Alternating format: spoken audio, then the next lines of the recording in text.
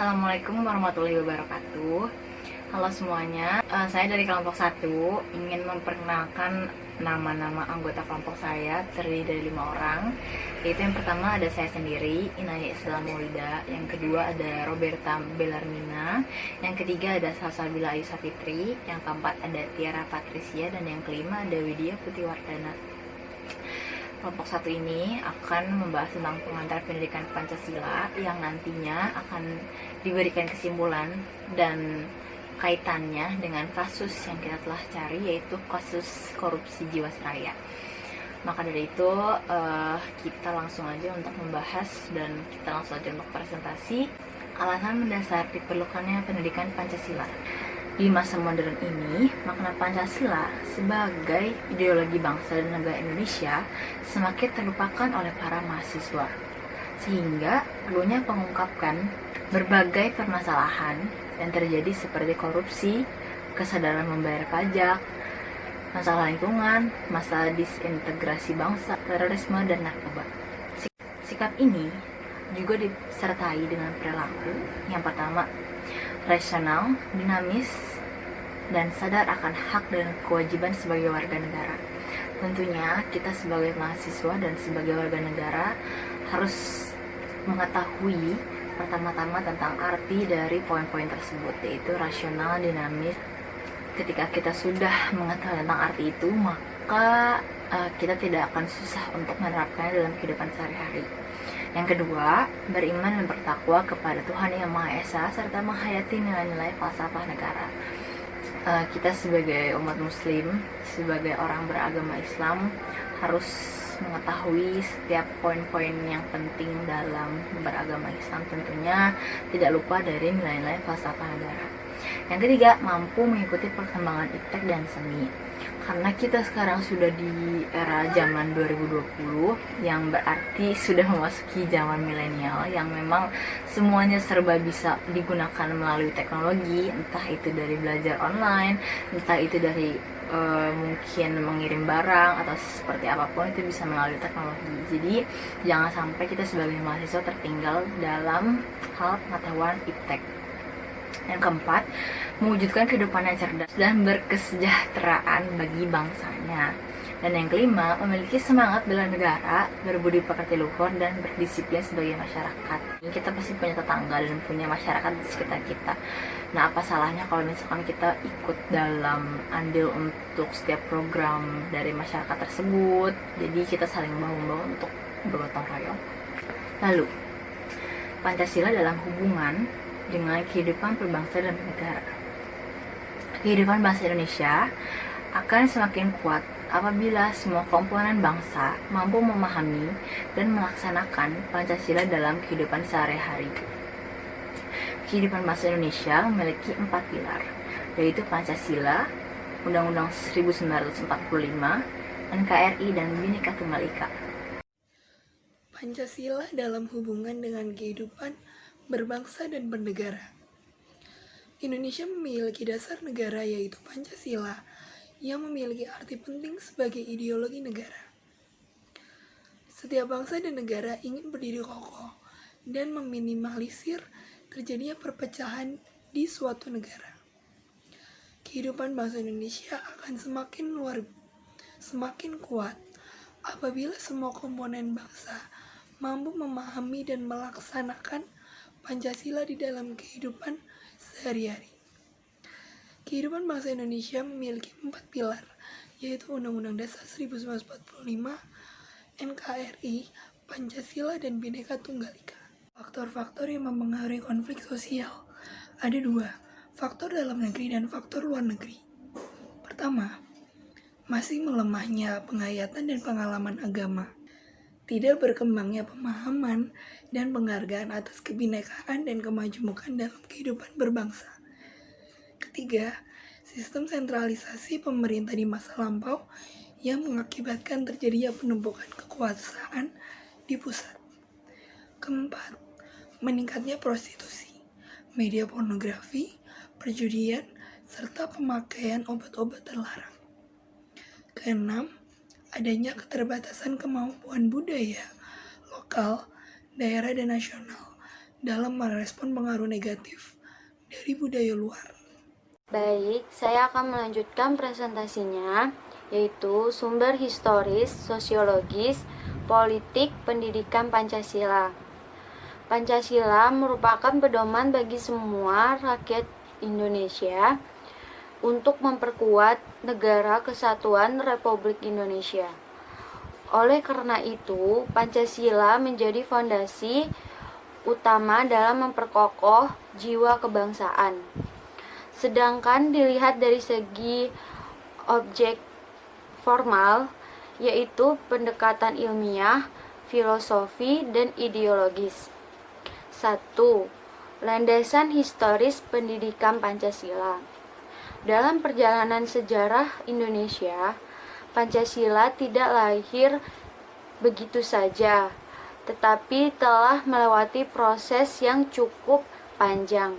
Kemudian disempurnakan oleh sejarah perjuangan bangsa Indonesia itu sendiri dengan merujuk pada gagasan besar negara di dunia.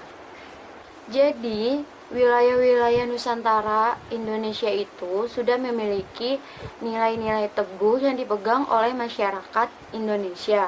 Contohnya itu seperti kepercayaan terhadap Tuhan, toleransi, gotong royong, berdiskusi, dan sebagainya. Faktor historis itu menjadi faktor yang sangat penting tentang apa yang terjadi di masa lampau untuk memperbaiki semua permasalahan yang ada di masa sekarang atau untuk menggapai cita-cita. Sebagaimana Presiden Soekarno mengatakan, jangan sesekali meninggalkan sejarah. Pernyataan itu sangat penting dan tidak boleh diremehkan. Itu berfungsi untuk mewujudkan kejayaan Indonesia untuk di masa yang akan datang. Selanjutnya, kita ke nomor 2, yaitu landasan sosiologis pendidikan Pancasila. Sosiologi merupakan ilmu pengetahuan sosial yang objeknya adalah masyarakat. Unsur-unsur ilmiah pengetahuan dari sosiologi adalah sosiologi bersifat logis, objektif, sistematis, akumulatif, empiris, teoritis, kumulatif, dan non-etis. Yang dimaksud dengan sosiologi bersifat objektif yaitu sosiologi yang selalu berdasarkan fakta dan data yang tampilasi data.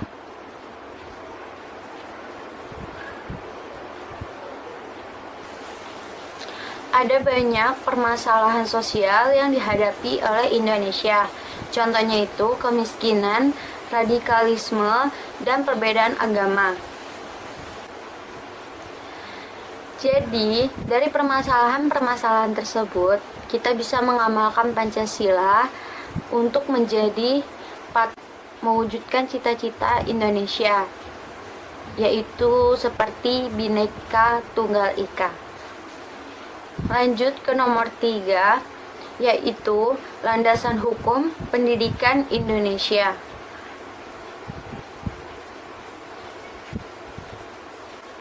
Lanjut ke nomor 3, yaitu landasan hukum pendidikan Indonesia. Sejarah Indonesia tidak terlepas dari urgensi lahirnya Pancasila. Negara Indonesia adalah negara hukum sesuai dengan Undang-Undang Dasar Negara Kesatuan Republik Indonesia tahun 1945 pasal 1 ayat 3, sehingga seluruh sendi kehidupan bermasyarakat, berbangsa, dan bernegara harus berdasarkan pada norma hukum.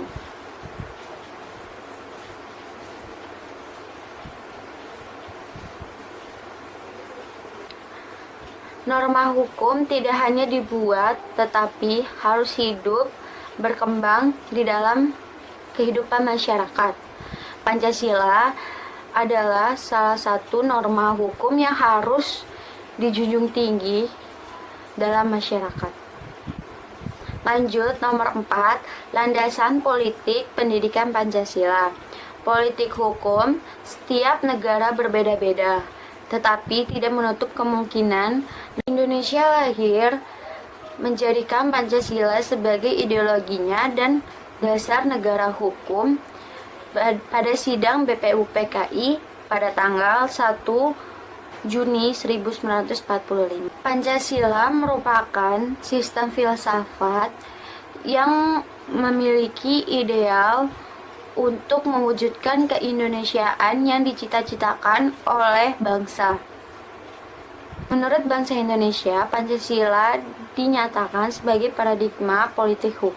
Pancasila merupakan landasan utama dalam pembuatan hukum sehingga nilai-nilai ketuhanan, kemanusiaan, lanjut esensi dan urgensi Pancasila di masa depan. Undang-Undang Nomor 2 Tahun 1989 tentang Sistem Pendidikan Nasional dijelaskan bahwa tujuan pendidikan Pancasila mengarahkan perhatian pada moral yang diharapkan terwujud dalam kehidupan. Kedudukan dan fungsi Pancasila dalam negara dan bangsa Indonesia menurut Munir dan kawan-kawan tahun 2016 tanggal 18 adalah sebagai berikut. 1. Pancasila sebagai jiwa bangsa Indonesia. 2. Pancasila sebagai kepribadian bangsa Indonesia. 3. Pandangan hidup bangsa Indonesia. 4. Pancasila sebagai filsafat hidup bangsa Indonesia. 5. Pancasila sebagai ideologi negara Republik Indonesia. 6. Pancasila sebagai dasar negara Republik Indonesia. Sekian. Di sini saya akan menjelaskan contoh kasus. Dua terdakwa kasus korupsi PT Asuransi Jiwasraya atau PT AJS hari ini menjalani sidang vonis. Keduanya akan mendengarkan keputusan majelis hakim terkait kasus dugaan korupsi dan tindak pidana pencucian uang atau TPPU. Dua terdakwa itu adalah Komisaris PT Hanson International Tbk, Beni Tejokro Saputro, dan Presiden Komisaris PT Trada Alam Mineral atau TRAM, Heru Hidayat.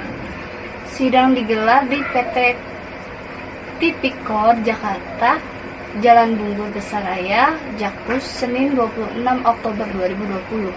Dua terdakwa kasus korupsi PT Asuransi Jiwasraya atau PT AJS hari ini menjalani sidang vonis. Bab 2 kaitan bab dengan contoh kasus. Kaitan dengan alasan mendasar diperlukannya pendidikan Pancasila. Makna Pancasila sebagai ideologi bangsa dan negara Indonesia semakin terlupakan sehingga perlunya pengungkapan berbagai permasalahan yang terjadi di Indonesia yang menunjukkan pentingnya pendidikan Pancasila. Permasalahan pertama yaitu korupsi yang dilakukan oleh penjabat pemerintahan maupun institusi pemerintahan dan swasta. Seperti yang kita ketahui, kasus terbaru yang saat ini sedang dihadapi Indonesia adalah kasus Jiwasraya, salah satu asuransi jiwa tertua di Indonesia.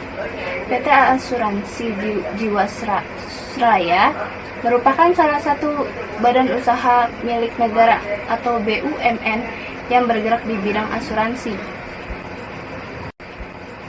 Indonesia memiliki dasar negara yaitu Pancasila yang memiliki arti penting sebagai ideologi negara. Setiap bangsa dan negara ingin berdiri kokoh dan meminimalisir terjadinya perpecahan di suatu negara.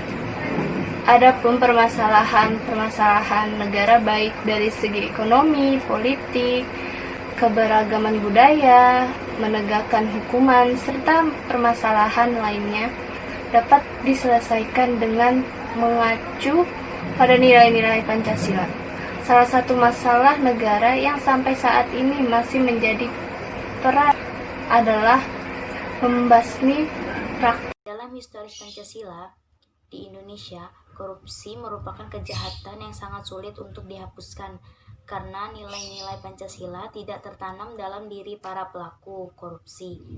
Dalam kasus ini menunjukkan bahwa para pelaku tindak pidana korupsi tidak menjadikan nilai-nilai Pancasila dan norma hukum serta peraturan perundang-undangan sebagai acuan dasar mereka.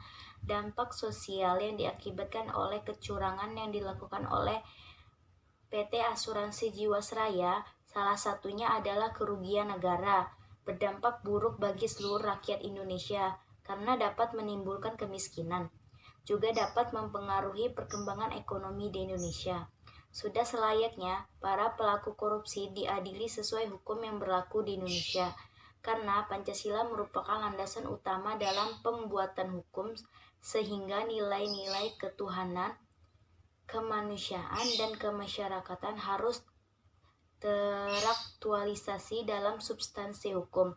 Struktur hukum yang akan dibangun diharapkan terjadinya kesejahteraan dan keadilan sosial dengan menempatkan Pancasila mulai dari nilai, tujuan, hingga berbagai hukum yang ada. Kaitan kasus dengan bab esensi dan urgensi Pancasila di masa depan. Pancasila sebagai dasar negara merupakan rumusan dan pedoman hidup bagi masyarakat Indonesia yang tercantum jelas dalam alinea keempat pembukaan Undang-Undang Dasar 1945.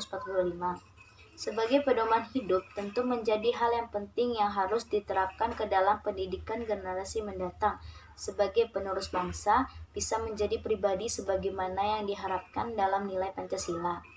Pendidikan Pancasila dapat berguna sebagai wadah dalam mengembangkan dan melestarikan nilai luhur dan moral bangsa sehingga esensi dapat dipertahankan sampai ke anak cucu kita.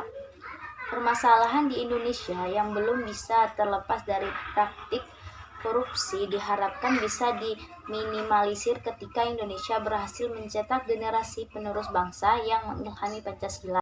Sekian presentasi dari kelompok 1. Wassalamualaikum warahmatullahi wabarakatuh.